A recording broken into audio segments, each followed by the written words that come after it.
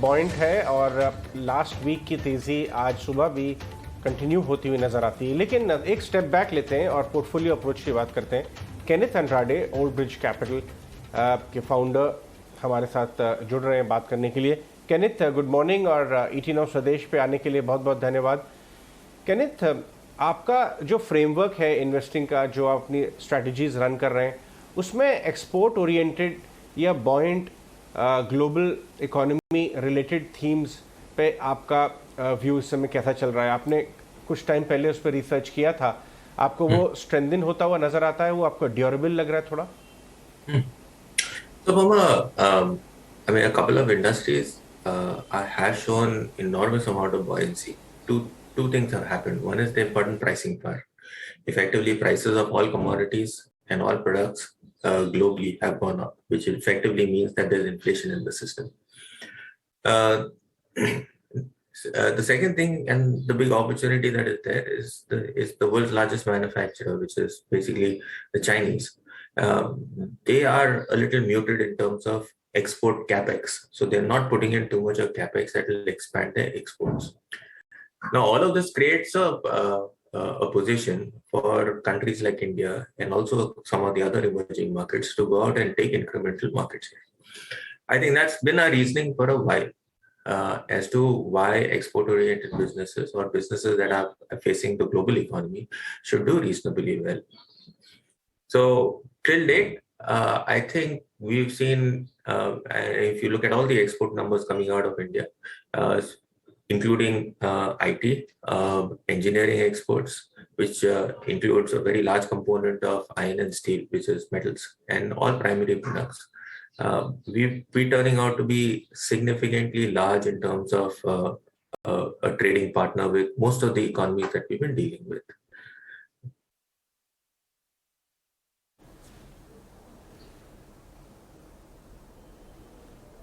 Right now Kenneth, जैसे आपने कहा कि ये इस तरह की कंपनीज या सेक्टर्स पर फोकस करना चाहिए, इसमें कुछ नए एडिशंस आपने किए हैं? बिकॉज कुछ एक सेक्टर्स हैं जहाँ पर हमने देखा एक्सपोर्ट्स में काफ़ी बॉयंसी देखने को मिली है, चाहे वो टेक्सटाइल रिलेटेड कंपनीज हो या फिर इंजीनियरिंग गुड्स रिलेटेड कंपनीज हो, इन सब में थोड़ी बहुत बॉयंसी देखने को मिली है। और साथ ही कुछ एक सर्विसेज, अब जैसे IT है जो कि ट्रेडिशनली भी एक आउट परफॉर्मिंग सेक्टर रहा है as far as exports are concern, तो इसमें आपके इस समय इन्वेस्टमेंट स्प्लिट क्या है? So I'll answer that in two ways. One is all the sectors that you talked about, and most of them are commodity-led exports. And second is what is our split in our portfolio for this. If you look at textiles, iron and steel, engineering, and all related commodities, now we have a couple of businesses that are very large exporters in tires, small businesses, but they're large globally. We are one of the larger exporters of shrimps, both to the US and across the world. We are one of the largest globally. Okay. Now, if you take the last 10 years of their balance sheet or their capital structure, they created all the capacities using debt. Okay, and closer to 2020 and now into 2022 financial year end, all that debt is because of the last 3 years have been so good for some of these businesses. All the debt has been very well managed. So you're entering 2022 onwards, financial year 2022 onwards. You also did it in 21 with businesses that have no financial liability on their book. So they're cash generating, no financial liability. And competitive intensity, like I said, because of the world's largest manufacturer actually going out of the cycle, there is opportunities in every one of these spaces. So I haven't seen in my career a textile company being debt-free.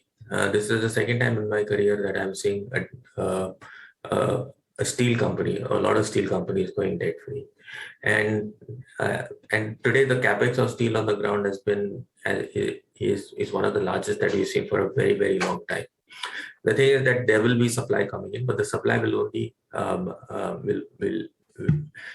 will only complement the supply that will go out. So new capacities in India will cater to capacities that are going out of the Chinese economy. Now, what makes India very competitive in all of this?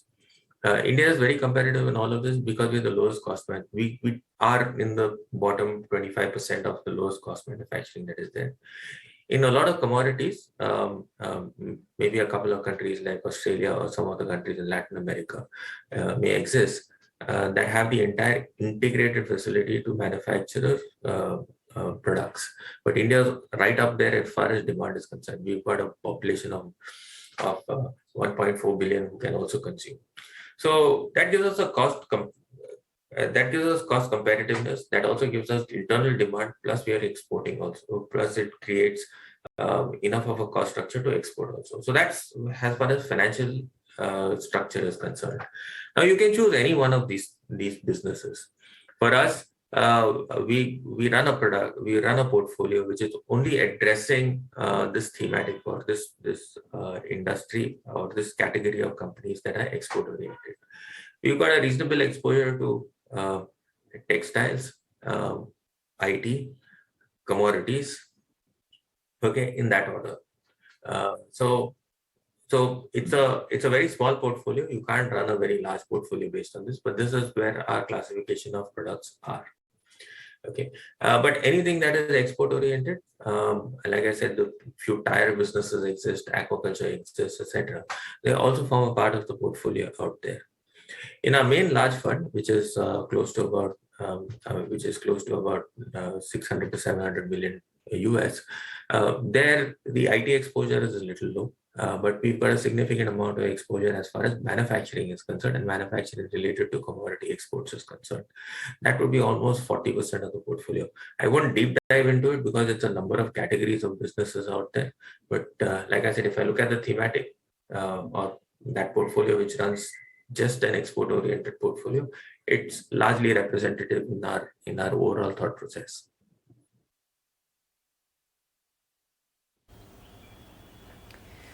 Right, Kenneth, pleasure to have you on Swadesh.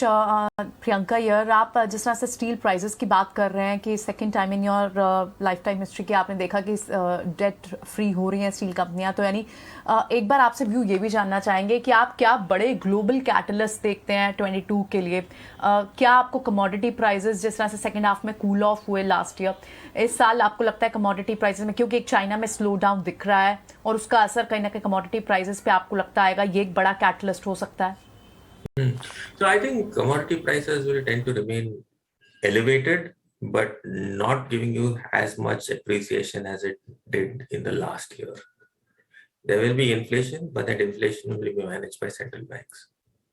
Okay. The thing about the Chinese infrastructure and the Chinese slowdown is China consumes a lot of products which are internal to them. So if you look at all the data that's coming through recently, I think China has got now 60% of all the stockpiles of soft commodities in the world, which is everything which is a farm output product. Okay, China has been stockpiling all of that up for the last year and a half. So when we talk largely commodities and largely China-driven, China is a net importer of a lot of these products that are there. So I wouldn't say that China is slowing down, so inflation is going to slow down. Okay, it remains one of the biggest buyers. It's also 17% of the world GDP, 17 to 18% of the world GDP. US is 24% of the world GDP. So any two of these countries kickstart demand, I think they will hold commodity prices where they are.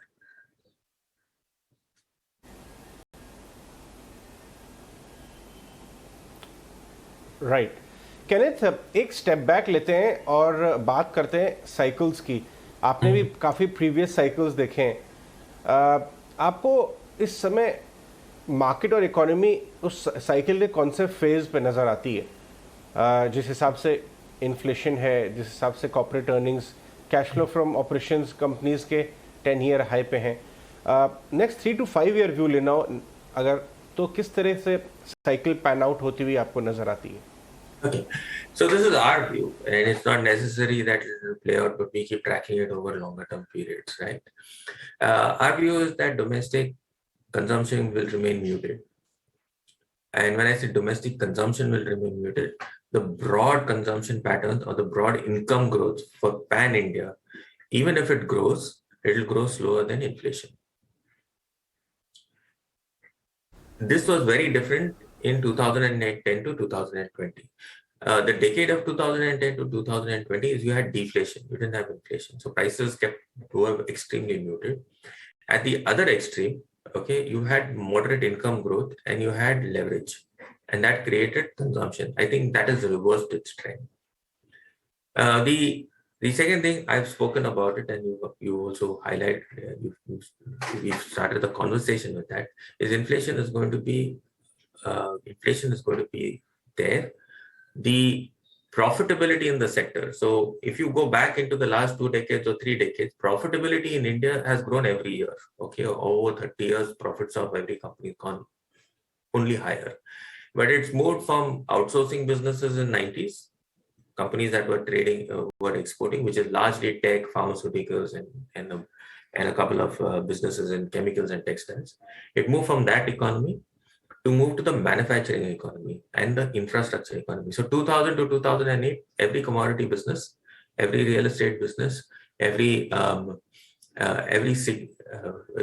single infrastructure business did extremely well. So that's where the profitability moved. That's where the leverage moved, or that's where the banking funding moved. Now, 2008 to 2020, that money moved to the consumer economy. So you established the likes of Maruti, which went to a 40, 50 times price earning multiple. Levers went to 80 times. Asian Paints went there.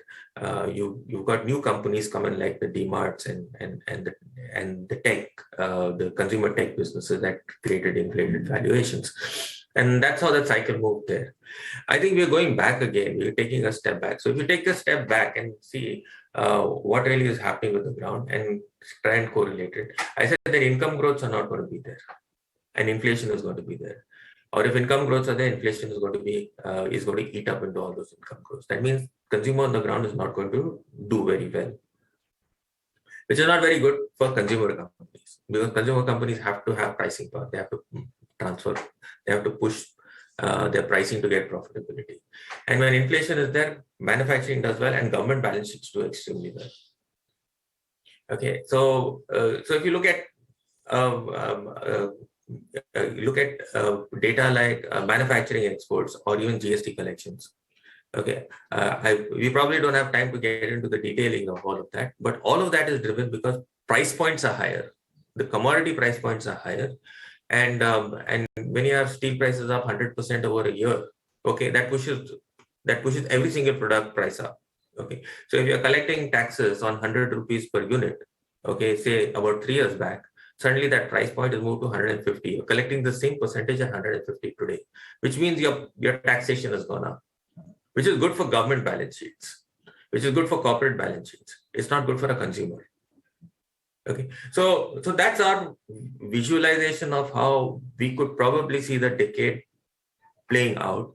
But I'll be a little, I just add a small caveat. We have to look at these data points on an annual basis or on a biannual basis to make sure that we are heading in the right direction.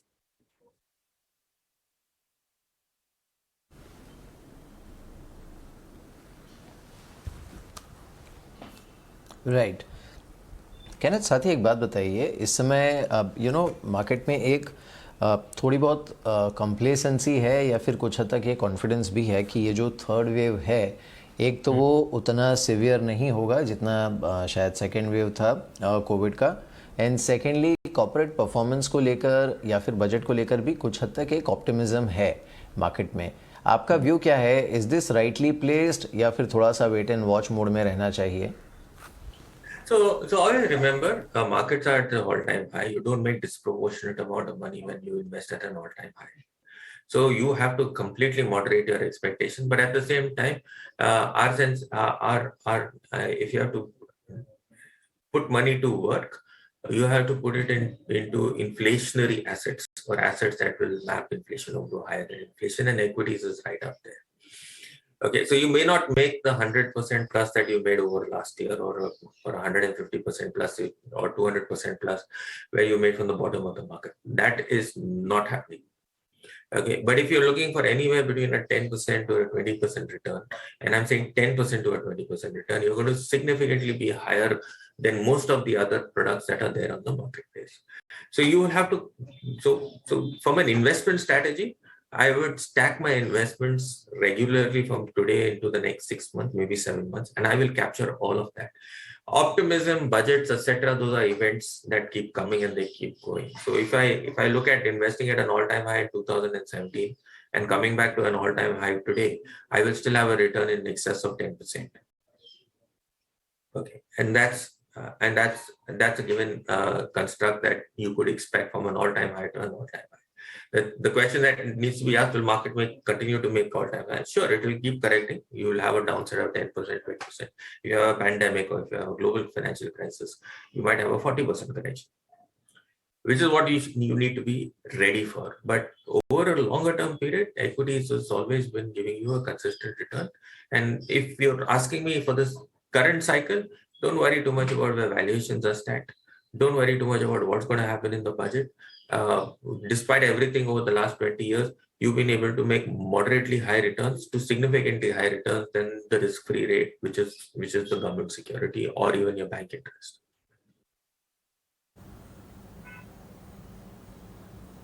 Right, Kenneth, that's quite a morale boosting statement and confidence भी और बढ़ता है investors का ऐसे statement सुनकर. लेकिन जो नई थीम्स हैं जाहिद, और आपने कहा कि equities will continue to give returns, लेकिन जो न्यू थीम्स पर है, यानी अगर हम ESG इन स्पेसिफिक आपसे बात करें ESG फैक्टर के लिए, क्योंकि अब कई सारी कंपनीज को इन्वेस्टमेंट्स को मीट करने हैं एनवायरमेंटल कंप्लायंसेस, ऐसे केस में आप अगर आप रिसर्च कर रहे हो, स्टडी कर रहे हो इस सेगमेंट को, तो आपको क्या लग रहा है कौन से बिजनेस हाउसेस, कौन से सेक्टर्स अब इस डायरेक्शन में शुरू हो चुके हैं काम करना, they are adhering to the protocols? So we're a very long way away from being ESG compliant. Any of our companies being ESG compliant, but it's definitely a move in the right direction. Okay, we've seen some of the largest businesses, both in chemicals and commodities, wanting to go green. Now that's going to take a lot of money, and that's what's going to drive the next capex cycle. So if I look at ESG as an opportunity, okay, I would just tend to look at it from a point of view as how much of India's power capacities actually become renewable. Okay, actually move to renewable. Second, we talk about hydrogen, we talk about electrical vehicles. I don't think you're going to make too much money out there, but it's going to stay out there.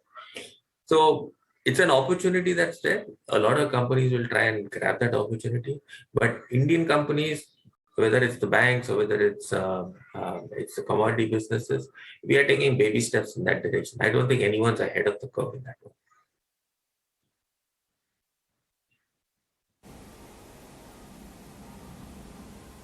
Right.